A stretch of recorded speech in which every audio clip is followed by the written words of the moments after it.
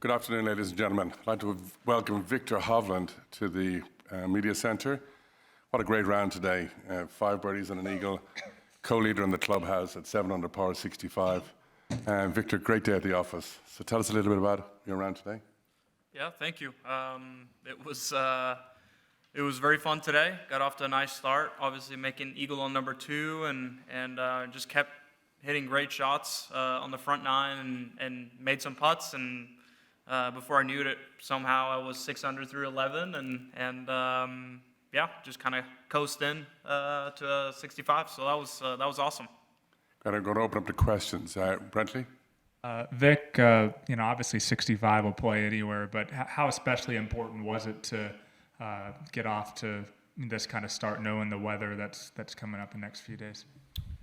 Yeah, obviously we don't know how bad it's going to get, but I tend to think that it's easier to make up some ground on the easier days. So if you start with a really low round and it gets very difficult, it's kind of easier to protect the score a little bit compared to if you're 5, 6, 7 shots back. It's really difficult to make up that much ground if this place is playing very difficult. So obviously getting off to a nice start is key this week.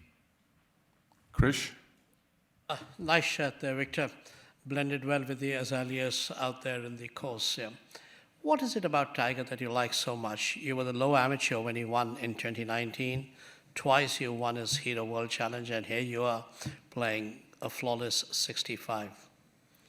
Yeah, I don't know what it is. I think it's just happened to be the case, but obviously it's really cool to just be around him. Has been such a huge influence to the game of golf, and obviously watched him hours growing up, and to get to play with him for the first time today was very special, and especially to play this round as well. David? Congrats. What happened on 15th? What part? On number 15, hole number 15, you had a par. Yeah. Is that right? What happened?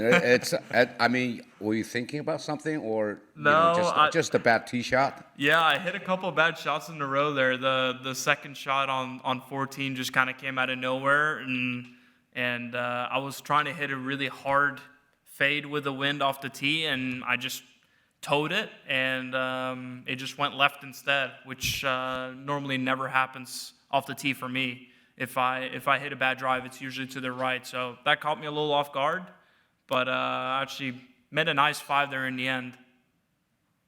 Thank you, and better luck tomorrow and the following rounds. Thank you. Thank you. Rue? Viktor, what was your initial reaction to seeing the draw? Is it something that you relished? Yeah, I think it's one of those when Shay told me on the practice area, because I wasn't on my phone checking it.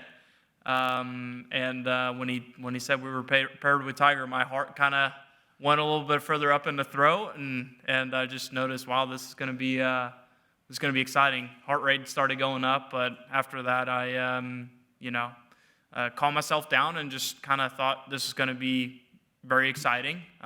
You got to just embrace it. You can't be scared or anything like that. If you want to win this tournament, you can't be scared about playing with Tiger. So you just got to overcome things like that. And a follow-up, if I will. Just on your night's sleep then, so you obviously felt a little bit of butterflies when you saw it. Did you sleep okay last night?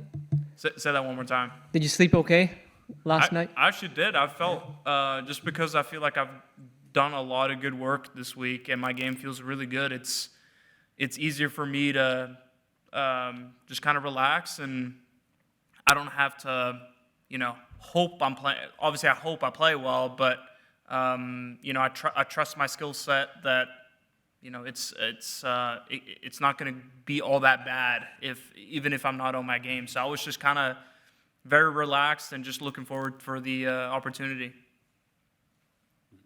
Short game looks really sharp. What have you done there?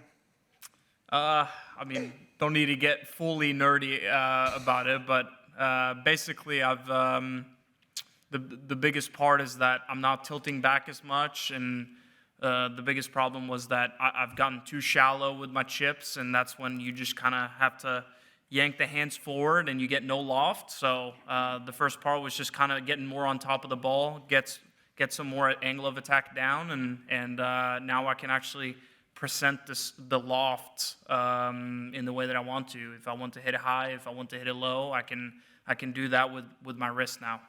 And how nice is it to see it delivering? Yeah, I mean, I don't care how good you hit it out here. You have to chip the ball. You have to have a short game. And especially on that back nine when I hit a lot of bad shots, to be honest, but I managed to keep myself in it by hitting some really nice chips and making some really nice putts. James. On a day like today where the conditions are as good as they are, did you sense there was any pressure among those in the field to post a low score? Didn't really think too much about that. Obviously, the greens are receptive, but this place is always, if you get a little too cocky and you want to push a few spots that you probably shouldn't, it will punish you very quickly. So you know a good score is out there, but you can't really force it. You just got to let it happen, and if you have some makeable putts, you got to make them, and then you can get into rhythm. But it's one of those things, you push too hard and it will backfire. Jeffrey. Victor, what was your club in distance into over here? What was your club in distance into 2? And secondly, as you looked at that bunker shot at 18, what were some of the things you were contemplating as you looked at how to play that shot? Yeah, on 2, I had 191 meters to the pin. And I ended up hitting just a full 6-iron. That went a little bit further than I actually anticipated. I thought it was going to land just barely on the front edge of the green and roll. It actually landed by the pin, so that was a little surprising. But yeah, nice 3 there. And on 18, I wasn't quite sure, especially after seeing Tiger's bunker shot. He was obviously further back in the bunker and had a way harder shot.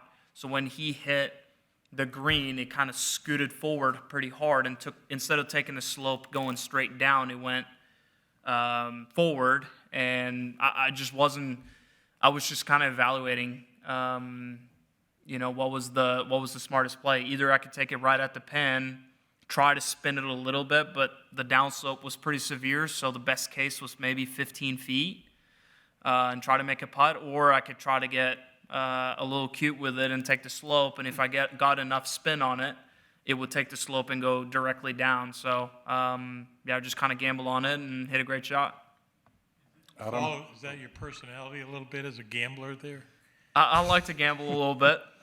You probably shouldn't find out and see if you can hit the shot or not at the Masters, but you gotta try them out somewhere. And today I pulled a lot of those shots off, so that was fun. That just gives me more and more confidence. Adam? Victor, how do you think you would have fared if you started with a 4-putt double bogey today? Is that what Jon Rahm did? Yes, it is. That's pretty impressive. Not the 4-putt, but the remaining golf after that. I feel like now that I have worked on my game and I feel very confident about my game, I've done a way better job of not letting the bad shots affect me as much. Because I think if you're a little insecure about your game, you start off with a double bogey, it's like, oh, here we go, and it's going to be hard to get all those shots back. But if you feel good about your game, you just got to keep pushing, and that's obviously what Jon Rahm did. And what was the turning point for you in feeling that confidence? Honestly, it's been a few months or a month now. I would say at Bay Hill, I kind of started to feel like the pieces were coming along. The back nine at Riviera was very big for me, even though it was a 20th finish, I think, that week. So it wasn't something to jump too high in the air about. But that back nine, I felt like something clicked, and ever since then, I've just felt better and better about my game. William? Victor, if it turns cool and rainy over the weekend, will Norway and Stillwater help you a bit?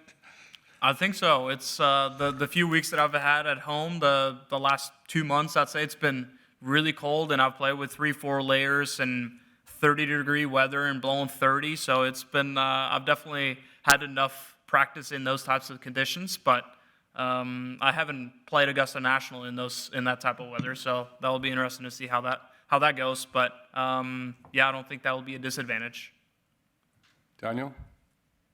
Victor, when you woke up this morning, if someone told you you'd shoot a 65 and have a share of the lead at the Masters, what would you have thought? I would have taken that. That's pretty fun. As I said, my game's been feeling good, but to shoot a 65 bogey-free out here, some things have to go your way. It's not like you can just step up and have that handed to you. So I definitely had some things go my way today, but I also hit a lot of great shots. Steve? Victor, I have to ask about your shirt. It kind of took off on social media. Talk about your choice of the shirt and whose idea was it? Give me some background on that. I had nothing to do with it. I just wear what they tell me to wear. No, I mean it's definitely a little bit out there, but I think I'd rather take these than the pink pants I had last year. So we're making progress. Just wanted to stand out a little bit? I guess. Brody? When your short game wasn't where you wanted it before, I mean, how much did that affect the rest of your game and decision making when you weren't so confident you could recover? Yeah, I mean it's pretty night and day, to be honest. Certain courses I could kind of get away with it a little bit. I think that's one of the reasons why I did so well at, for example, Mayakoba, because places like that, when your ball striking is in a good spot, it's just driver or fairways and greens, and you got to make a lot of putts. And I feel like I'm a good putter and I'm a good driver and a good iron player. But sometimes out here, when you get to the hardest courses, yeah, I have a big advantage with my ball striking that I'm going to hit more greens than other guys are. But sometimes the conditions or the course is so difficult that you can hit good shots and you still have to chip. And there's just no way around it, especially out here. It's just designed to make you uncomfortable, especially around the greens. Okay, last question. Alan? Victor, the final round of the Open, it seemed like you were a little conservative off the tee. Do you have any regrets that you didn't let the driver rip a little bit more? And overall, what did you learn from that experience? Yeah, I heard a couple people told me that. And I do remember, like on, for example, number 9, I hit an iron off the tee. I still think that was the play because, the conditions changed a little bit, and I wasn't just going to hit a driver and a good drive in one of those pop bunkers. So I had multiple people ask me about that Sunday, and it was just one of those where I really hadn't played all that great leading up to the Open, and I made a lot of putts the first 3 rounds.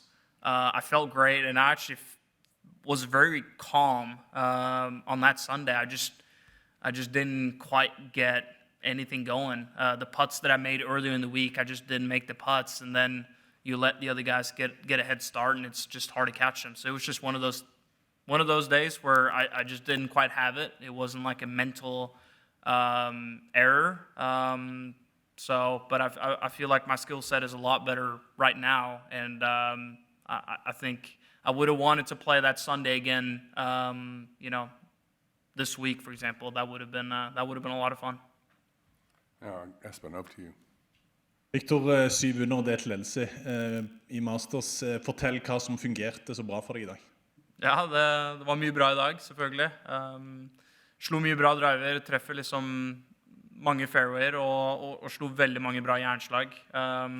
Jeg slo et par dårlige også, men da klarte jeg å gjøre up and down, og de bra jeg slo var veldig nærme pinnen. Og da går det an å gå en lav score, i hvert fall her ute, når grinen litt softe. Og selvfølgelig chippa og putta ekstremt bra. Man må slå masse bra slag, men man må også senke putter her. Du har jo du har vært i lederballer, du har vært i store grupper, men å være med Tiger på Augusta, bare fortell om den opplevelsen det var i dag med det folkehavet der ute. Ja, det var ekstremt kult. Det var kanskje greit at det var her og ikke et andre steder, så lydnivået var litt lavere enn det kanskje ville vært andre steder, men det var utrolig kult.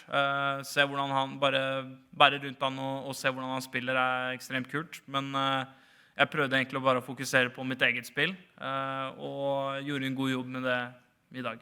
Så snakket du før turneringen om at liksom de siste månedene har liksom bygd opp mot denne uka da.